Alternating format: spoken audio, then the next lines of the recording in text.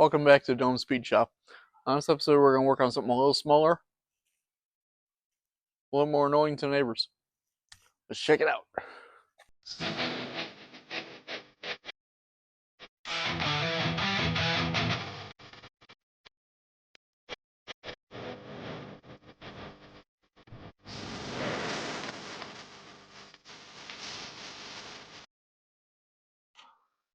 So driving home from work the other day, about trash day, noticed this gem on the side of the road.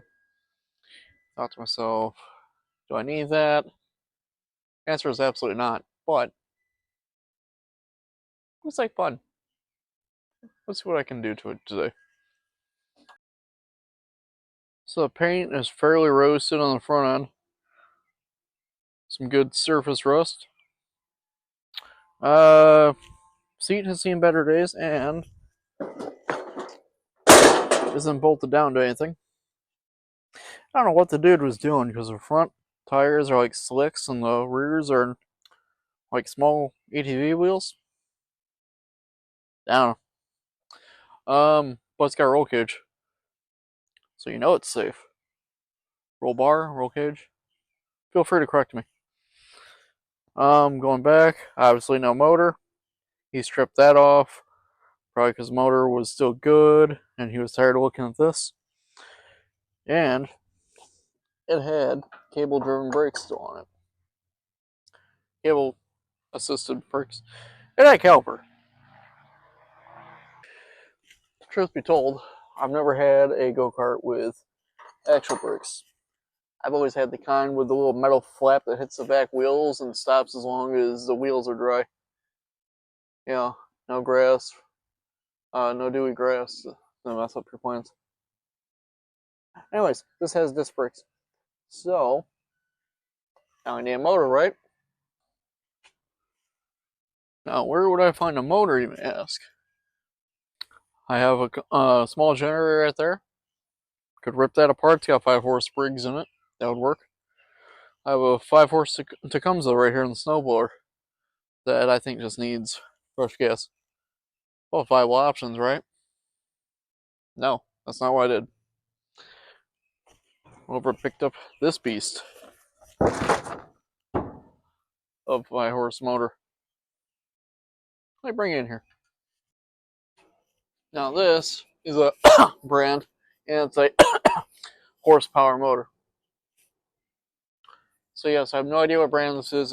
It might be Briggs. I'm not that familiar with small engines. I'm too always look for casting numbers. And guy claimed for it to be a 5-horse. People on Marketplace are always so honest. Hit or miss.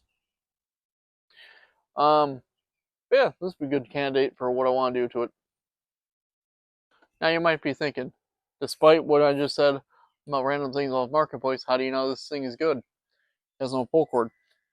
Well, this guy liked to start off with a drill too. Generally, I'd keep the pull cord on there and use it, but you didn't have the original cover anymore, and I have a drill, so let's make this work.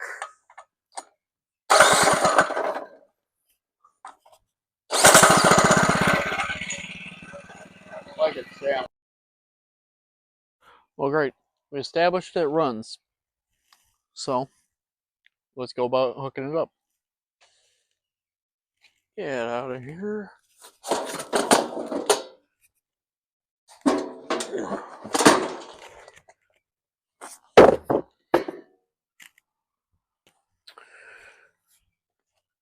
Alright, place the motor right about there. Looks good, right? Yeah. Now with the seat out of the way, kind of get a better feel where I gotta mount it. Which isn't the happiest spot in the world, because now I kind of need the pull start. But we'll see what we can do here. It's starting to lose daylight, so we may end up picking this up tomorrow because I got a late start in the day on this. But looks like I at least bolt up to the plate. And I got lucky was with this motor came with a clutch that allegedly doesn't have that much time on it. We'll see how truthful that is. Yeah, there is another hitch to this engine, but you guys will see that once I get it mounted and hooked up with a chain. Well, it's the next day. New day, new Pantera shirt. I got a couple. Got a little ahead of myself today. Started wrenching before I started filming any of this. So, let's check out where I'm at. So I came out this morning, threw the whole cart on jack stands, just so when I start it doesn't take off on me. Mounted the engine, and we got a chain on it. Yeah. Oh no, wired the toggle switch. And these are relatively easy to wire. Previous guy, I put one of those like bolt style Walmart connectors on here, so I just did the same thing for now. I'm probably gonna cut this out and put a better connection on there. And you get your ground right up here coming off the head. Whole thing comes up to a toggle switch on the steering wheel. So when you need to shut it down, we'll put a toggle switch on the engine. Eventually it turns off. This one likes to sputter around a little bit before it dies, but still shuts off the engine. That's what we're trying to achieve here. Now after mounting the engine, you see how interesting this is going to get to start the engine with the drill.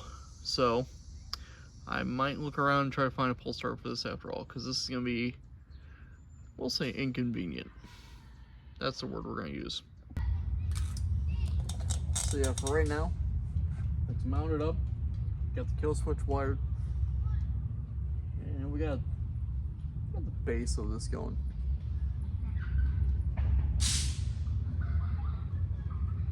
Kids doing 4th of July fireworks. Gonna hear a lot of that on this video, or at least this half of it. So now let's see if the wheels turn when the engine's running. So let's see if this works now.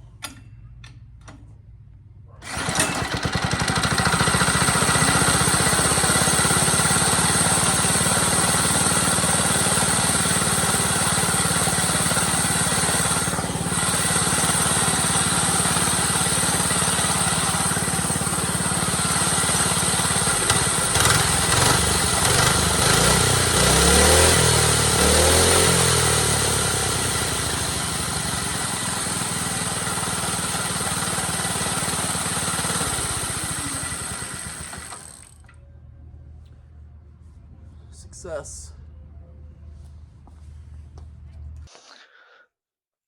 All right, now that we got the engine in, got back in the ground, give it a quick test drive. Oh yeah, I should probably pull the front jack stands out.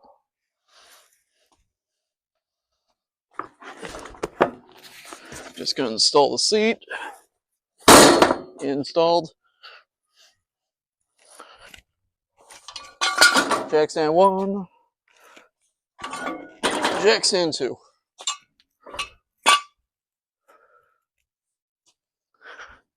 Now what you want to make sure you don't do, I'll just start to roll while you're trying to do this.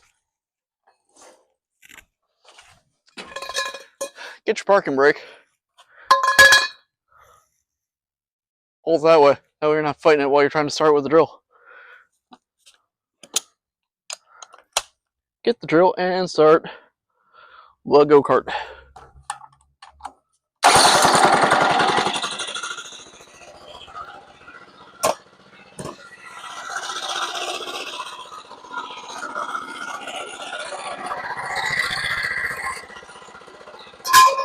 Then you take it on a test drive.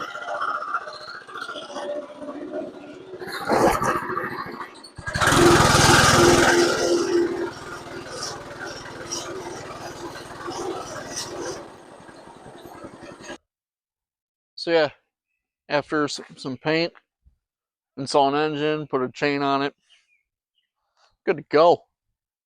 Looks like a new go-kart.